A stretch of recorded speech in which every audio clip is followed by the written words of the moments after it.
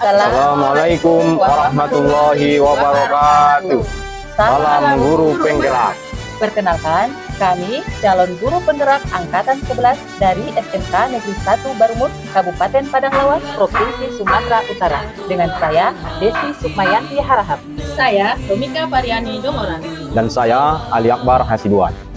Pada kali ini, kami akan membuat tugas demonstrasi kontekstual modul 2.3, coaching untuk supervisi akademik, yang terdiri dari pengamat, coach, dan coaching. Selamat menyaksikan. Kreatif rancang pembelajaran, hargai potensi, tingkatkan prestasi, lahirkan profil pelajar Pancasila. Belajar, bergerak, berbagi untuk negeri, kita menjalin kolaborasi.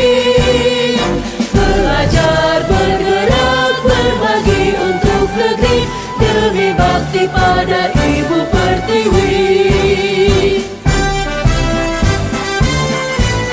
Assalamualaikum Bu Domika. Waalaikumsalam Ibu Desi. Gimana kabarnya Bu? Sehat? Alhamdulillah sehat luar biasa. Masih semangat Bu? Semangat. Alhamdulillah sehat, semangat luar biasa ya Bu ya.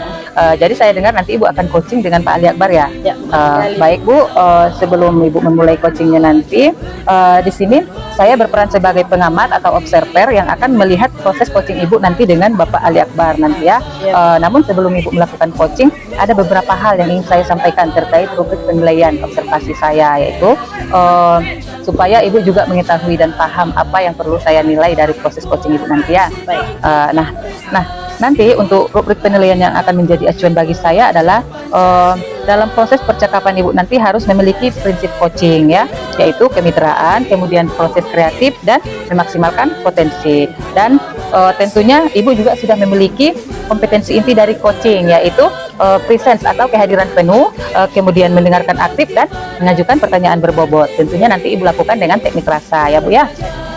Dan saya juga berharap nanti dalam proses percakapan Ibu, ketika melakukan proses coaching nanti, jangan lupa menerapkan alur tirta ya Bu ya. Dimana nanti dalam alur tirta tersebut harus ada tujuan, kemudian identifikasi, rencana dan juga tanggung jawab. Nah, itulah rubrik penilaian yang akan saya jadikan acuan dalam mengamati proses coaching Ibu. Bisa dipahami ya Bu ya? Oke, baik kalau begitu sebelum dimulai nih Bu ya, ada beberapa pertanyaan yang ingin saya tanyakan kepada Ibu. Pertanyaan yang pertama, dalam proses coaching nanti, kira-kira nih Bu, kompetensi coaching apa atau yang mana yang ingin Ibu kembangkan dalam percakapan nanti? Ya, yang ingin saya kembangkan nanti Bu, itu mendengarkan aktif, kemudian memberikan pertanyaan-pertanyaan berbobot. Ya, mendengarkan aktif dan memberikan pertanyaan berbobot ya. Dari kedua kompetensi coaching tersebut, kira-kira yang paling spesifik yang ingin Ibu kembangkan bagian mananya? Ya, yang ingin saya paling kembangkan nanti itu memberikan pertanyaan berbobot. Jadi pertanyaan-pertanyaan saya nanti saya bisa menggali dari si coach, gimana caranya menemukan solusi dari masalah yang dibicarakannya nanti. Oh ya Bu ya, berarti nanti yang paling spesifik Ibu ingin dikembangkan yaitu mengajukan pertanyaan berbobot gitu ya Bu ya, supaya si coach nanti bisa menemukan solusi atas permasalahannya gitu ya Bu ya. Ini pertanyaan terakhir nih Bu ya, perihal indikator pencapaian dari kompetensi yang Ibu kembangkan tadi, kira-kira yang menjadi tolak ukur, yang bagaimana nih indikator pencapaian yang ingin Ibu kembangkan atau ingin Ibu tunjukkan dalam proses coaching nanti? Nanti yang ingin saya tunjukkan itu dengan pertanyaan-pertanyaan saya, sehingga si coach itu bisa menemukan ide-ide gimana cara menyelesaikan masalah yang dihadapinya seperti itu. Baik Bu, berarti nanti dari pertanyaan-pertanyaan tersebut Ibu bisa membantu si coaching menemukan solusi atau ide-ide atas permasalahan yang dihadapinya gitu ya Bu ya. Semoga dari indikator yang sudah Ibu sampaikan terkait proses tersebut, mulai dari alur tirtanya, Ibu bisa menggali potensi-potensi si coach untuk menemukan solusinya ya. Mungkin hanya itu yang ingin saya tanyakan. Mungkin selebihnya Ibu bisa langsung coaching dengan si coach Ibu ya Bu ya. Saya harap dalam proses coaching nanti berjalan dengan lancar dan bisa menemukan solusi atas permasalahan yang dihadapi si coach Ibu ya. Sudah siap Ibu? Siap Bu. Baiklah, silakan Bu, langsung saja coaching dengan coach Ibu Pak Ali Akbar ya Bu ya. Terima kasih Bu. Sama-sama Bu. Assalamualaikum warahmatullahi wabarakatuh, Pak Per. Waalaikumsalam warahmatullahi wabarakatuh, Bu Domika. Oke, bagaimana kabarnya hari ini, Pak? Alhamdulillah baik, Bu. Alhamdulillah, sehat ya, Pak ya. Oke, saya dengar di Pak, ada unek-unek yang ingin Bapak sampaikan dalam proses coaching kita hari ini. Gitu, Iya, ya. betul. Jadi kira-kira apa itu masalah yang Bapak ingin sampaikan, Pak? Ya, baik. Ini yang mau saya sampaikan, Bu. Ini termasuk saya ingin mendiskusikannya dengan Ibu. Ini yang paling urgen saya lihat, khususnya di SMK 1 Barumun. Kebetulan saya juga, Bu, diamanatkan sebagai wali kelas atau guru kelas. Iya, Pak. Dan akhir-akhir ini ada siswa kita yang tidak patuh terhadap aturan yang berlaku di sekolah ini. Jadi permasalahan yang kita bicarakan itu nanti yang kita bincang-bincang ini, itu beberapa siswa itu tidak patuh terhadap aturan sekolah seperti itu, Iya, Pak. Jadi dalam hal apa nih siswanya ini tidak patuh aturan sekolah, dalam hal apa yang mereka tidak patuhi? Ya, Bu. Jadi di setiap sekolah memang ada itu yang menetapkan peraturan. Ya, betul sekali, Pak. Apalagi berpakaian juga ada. Iya, Pak. Tidak hanya siswa, kita guru juga ada aturan berpakaiannya. Ya, betul Jadi dalam hal ini saya lihat dalam berpakaian ini. Jadi contoh kita tetapkan pada siswa SMK 1 Barumun hari Senin, Selasa itu wajib mengenakan OSIS, Rabu Kamis mengenakan pramuka, Jumat mengenakan baju jurusan, Sabtu mengenakan training. Ini sering saya lihat itu tidak menyeragamkan aturan yang berlaku. Salah satu contohnya di hari Senin dia mengenakan OSIS, di hari Selasanya dia sudah mengenakan batik, seharusnya tetap OSIS. Berarti ini masalahnya beberapa dari siswa itu tidak taat dalam aturan sekolah dalam hal berpakaian seperti itu ya, Pak. Iya, Bu. Jadi mereka berpakaian seharusnya Senin Selasa itu masih baju OSIS, mereka memakai pada hari Selasanya sudah memakai baju batik, Batik, seperti itu. iya. Atau dalam hal hari lain seperti Iya, itu, Bu, Pak, tidak ya. seragam, Bu. Nah, jadi intinya ini beberapa siswa itu tidak taat aturan dalam hal berpakaian, Berpakaian, seperti iya. itu. Jadi menurut Bapak ini apa yang menyebabkan mereka melakukan hal tersebut? Kalau menurut saya, Bu, kalau penyebab yang ada beberapa siswa yang membuat seperti itu karena kurang kepedulian. Termasuk sebetulnya ini kan sudah menjadi tanggung jawab, Iya. ya, karena di penetapan pakaian itu sudah dibuat, contoh Senin Selasa, Rabu Kamis, Jumat Sabtu. Ini sudah ada aturannya. Jadi menurut Bapak mereka melakukan hal tersebut karena mereka memang kurang peduli seperti itu ya, Iya, Pak, ya? Jadi kurang peduli. Jadi apakah ada hal lain selain kurang peduli yang menyebabkan mereka seperti itu? Ya, memang khususnya di kelas saya, kelas otomotif jurusan teknik sepeda motor, Iya. kelas 12, ini pernah saya tangani kasus yang sedemikian ini. Sebut saja namanya Atas Risman, atau yang lain ada beberapa orang di kelas. Ini udah pernah saya tangani. Ini bukan sekali dua kali, memang ini udah berulang-ulang memang si anak ini perilakunya seperti itu. Dan sudah saya panggil ke ruangan saya, dan saya tangani, saya nasihati, dan saya berikan masukan. Di situ saya temukan memang hasil yang saya bimbing ini permasalahannya memang terkadang seragam sekolahnya rusak, sobek. Makanya dibuatnya yang contoh hari Selasa masih OSIS, dikenakannya baju batik. Oke, Pak, berarti siswa itu melakukan hal tersebut itu karena terkadang memang bajunya yang sobek seperti itu. Iya, Bu. Pak, ya? Dan ada juga memang siswa itu memang betul-betul tidak peduli. Kalau memang rusak dia, mungkin ini wajar-wajar saja. Memang kalau yang pernah juga saya amati di dalam kelas itu, memang ada faktor kesengajaan. Ya, berarti selain dari memang ada hal yang membuat bajunya tidak dipakai untuk hari seharusnya, ada Iya. memang yang paling utama itu faktor kesengajaan, Iya, gitu ya, Bu. Pak, Iya, ya. Memang sengaja tidak patuh terhadap aturan sekolah, Iya, Bu. seperti Iya, itu ya, Pak. Jadi menurut Bapak yang Bapak harapkan ini dari siswa tersebut seperti apa? Ya, Bu. Jadi yang harapan saya, Bu, untuk masalah siswa yang sedemikian ini, ini memang walaupun siswa kita itu sudah beranjak dewasa, sudah tingkat SMK, ini memang kalau kita lihat pola pikirnya, ini usianya aja yang dewasa. Ada sebagian walaupun udah usianya 17 tahun, 16 tahun, itu usia siswanya yang sudah dewasa. Tapi kalau pola pikirnya ada sebagian masih kanak-kanakan, apalagi di dalam hal berpakaian ini selalu harus diperhatikan, Bu. Jadi harapan saya sebagai wali kelas, kalau di sekolah khususnya mulai masuk ke sekolah, saya pantau, Bu. Kalau ada permasalahan yang sedemikian ini saya pantau. Kalau itulah dari saya, Bu. Berarti ini dari harapan Bapak ini, siswanya benar-benar ingin mematuhi aturan sekolah tersebut, terutama dalam hal berpakaian seperti itu. Iya, Bu. Langkah yang pertama yang Bapak lakukan itu adalah memantaunya mungkin setiap hari, seperti itu mungkin ya Pak ya. Iya, Bu. Jadi menurut Bapak ini jika dibuat rentang 1 sampai 10 nih, level berapa, rentang berapa nih kepatuhan siswa terhadap aturan sekolah tersebut?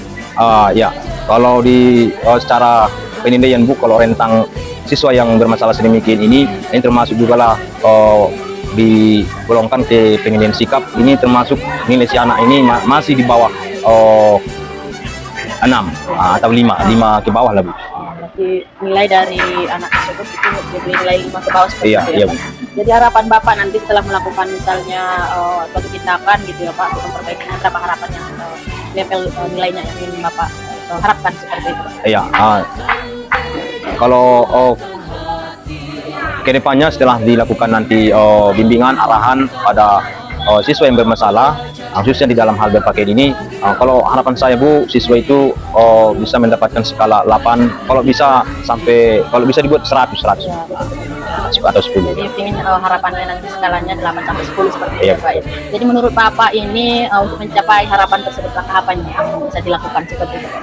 Ya, untuk mencapai harapan itu, langkah-langkah yang ingin saya terapkan itu, Bu, memang harus diperhatikan. Yang pertama harus diperhatikan. Contohnya saya selaku wali kelas memang bertanggung jawab. Saya harus tanggung jawab penuh pada kelas yang saya ampu. Jadi itu langkah yang pertama harus saya perhatikan. Dan juga harus ada dukungan dari pihak sekolah. Dan ini juga harus tidak boleh ini harus diikutsertakan dukungan dari pihak sekolah, baik itu guru BK, apalagi di SMK ini sekolah kejuruan harus dilibatkan juga dengan ketua jurusannya, dan tidak menutup kemungkinan harus ikut juga orang tua, harus ada juga kepedulian orang tua dalam hal memperhatikan anaknya. Oke, dari tanggapan Bapak, jadi untuk menaikkan harapannya yang pertama itu kepedulian Bapak terhadap siswanya seperti itu, kemudian dukungan dari pihak sekolah, seperti itu ya Pak ya. Berarti selain dari kepedulian Bapak, mungkin ada cara lain Pak untuk meningkatkan kedisiplinan siswanya itu terhadap aturan sekolah dan hal berpakaian rapi seperti itu. Ya. Hal lain. Kalau hal lain, Bu, memang ini sepenuhnya harus dikembalikan kepada orang tua. Jadi saya usahakan bisa berkolaborasi dengan orang tua supaya orang tua juga bisa meyakinkan siswanya, dan mengingatkan siswanya pakaian yang seharusnya dikenakan itu setiap harinya. Berarti caranya yang pertama kalau menurut Bapak untuk meningkatkannya itu berkolaborasi dengan pihak sekolah, kemudian dengan orang tua seperti itu ya Pak ya. Jadi gimana nih langkah Bapak untuk berkolaborasi dengan pihak sekolah ataupun orang tua tersebut? Iya, Bu. Jadi kalau langkahnya sama, Bu, dengan permasalahan-permasalahan yang lain, baik itu kasus keterlambatan, sama, Bu. Ini memang alhamdulillah saya selalu diamanatkan wali kelas, di tahunnya selalu diamanatkan. Di sini sering saya menangani permasalahan-permasalahan siswa. Jadi di sini, Bu, yang pertama saya lakukan bimbingan. Itulah tahapan yang pertama, bimbingan. Kemudian setelah saya bimbing dan saya berikan waktu tenggang 3 hari atau paling lama 1 minggu untuk melihat hasil setelah saya bimbing. Setelah itu jika ada perubahan, perkembangan yang signifikan dalam kategori baik, alhamdulillah. Dan ketika tidak ada perkembangan, saya tindak lanjut bersama orang tua. Di kelas WA grup kami juga ada. Jadi lebih mudah saya melakukan langkah-langkah penanganan siswa seperti ini dengan melalui komunikasi melalui telepon. Meningkatkan keterampilan tersebut itu komunikasi gitu Iya, Pak ya. Komunikasi dengan siswa tersebut. Iya, Bu. Kalau berkolaborasi ini dengan pihak sekolah, mungkin ada nggak sih caranya menurut Bapak, gimana caranya berkolaborasi dengan pihak sekolah untuk meningkatkan siswanya, ada aturan seperti itu? Cara kolaborasi dengan pihak sekolah seperti apa gitu? Ya, Bu. Kalau dari pihak sekolah, Bu, memang kalau tahapan yang saya lalui, kalau ada siswa yang bermasalah ditangani dulu terlebih dahulu, berikan bimbingan. Kemudian kalau dari sekolah berkolaborasi juga dengan guru bimbingan konseling atau BK.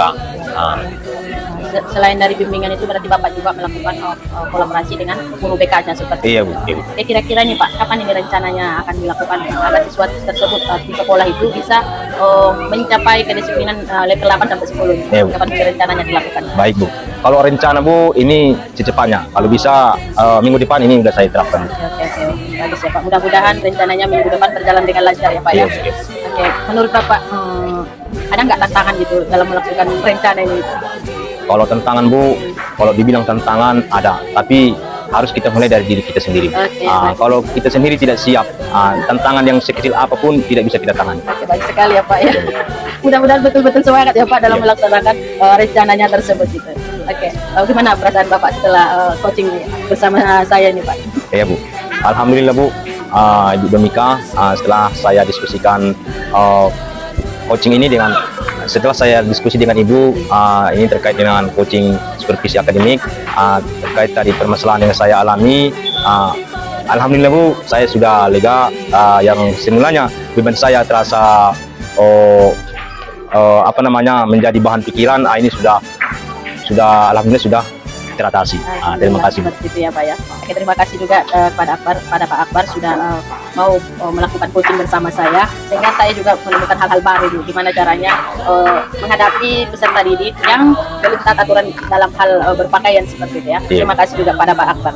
Oke, apakah ada hal lain yang ingin dibicarakan Pak? Itu saja Bu. Oke, cukup ya Pak ya. Iya, Bu. Oke, kita akhiri dengan salam. Assalamualaikum warahmatullahi wabarakatuh. Waalaikumsalam warahmatullahi wabarakatuh. Oke.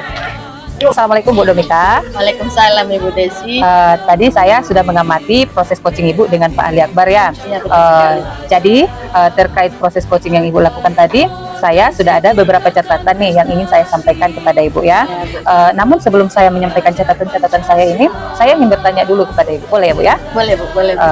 Baik, pertanyaan pertama yang ingin saya tanyakan yaitu apa yang sudah Ibu lakukan tadi saat melakukan coaching, dan juga apa yang sudah menjadi indikator ketercapaian dari proses coaching Ibu tadi? Iya betul sekali Bu. Jadi tadi saya sudah melaksanakan coaching bersama Bapak Ali Akbar. Ya. Jadi dalam proses coaching tersebut, menurut saya sudah menerapkan yang namanya konsep dari prinsip dari coaching. Kemudian saya juga sudah menerapkan kompetensi inti coaching dengan teknik rasa dan alur tirta seperti itu Bu.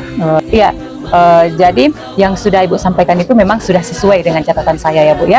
Jadi di catatan saya juga memang Ibu tadi sudah memberikan prinsip sebagai coach atau coaching, di mana dalam prinsip itu ada kemitraan gitu. Terbukti ketika Ibu tadi melakukan proses coaching dengan Pak Ali Akbar. Jadi Ibu ketika berbicara itu secaranya setara gitu ya Bu ya. Tidak ada perbedaan. Jadi sama gitu ya Bu ya. Terima kasih Bu. Kemudian Bu ya, Ibu juga tadi menurut pengamatan saya sudah melakukan proses kreatif gitu, di mana Ibu tadi berusaha menggali aktivitas dari seorang coach untuk mengeluarkan berbagai ide-ide atau solusi terkait masalah yang dihadapinya ya Bu ya. Terima kasih Bu. Kemudian tadi Ibu juga mengajukan beberapa pertanyaan berbobot agar memaksimalkan potensi dari Pak Ali Akbar sebagai coach Ibu ya. Dan juga Ibu sudah melakukan percakapan dengan alur tirta, di mana tadi Ibu memulai dengan tujuan, kemudian ada identifikasi masalah, kemudian ada rencana aksi dan tanggung jawab. Alhamdulillah, secara gambaran umum Ibu sudah melakukan sesuai dengan acuan dalam penilaian yang saya lakukan sebagai observer di sini ya Bu ya. Luar biasa Ibu. Terima kasih Bu. Ya, pertanyaan terakhir nih Bu ya. Iya Bu. Pertanyaan terakhir, jadi berdasarkan coaching tadi Bu, Iya Bu. kira-kira nih Bu, kompetensi apa yang ingin Ibu kembangkan lagi agar proses coaching Ibu ke depannya lebih bagus lagi? Iya betul sekali Bu. Saya memang masih perlu belajar ini, akan terus belajar untuk mengembangkan kompetensi coaching saya seperti itu. Jadi yang ingin saya kembangkan sebenarnya kompetensi inti dari coaching itu ingin saya kembangkan semuanya seperti itu. Tapi dalam khususnya saya ingin mengembangkan terus itu dalam hal kehadiran penuh dan memberikan pertanyaan-pertanyaan berbobot seperti itu Bu. Oh iya Bu ya, berarti kompetensi yang ingin sekali Ibu kembangkan yaitu kehadiran penuh dan mengajukan pertanyaan berbobot Ya. gitu ya Bu ya. Baiklah Bu, itu merupakan usaha ataupun proses yang sangat luar biasa. Semoga ini berdampak baik untuk Ibu ke depannya ya Bu ya. Ya Bu. Mungkin cukup sekian observasi kita hari ini, Bu. Saya akhiri dengan wassalamualaikum warahmatullahi wabarakatuh. Waalaikumsalam warahmatullahi wabarakatuh. Kita menjalin kolaborasi, belajar bergerak berbagi untuk negeri demi bakti pada Ibu Pertiwi.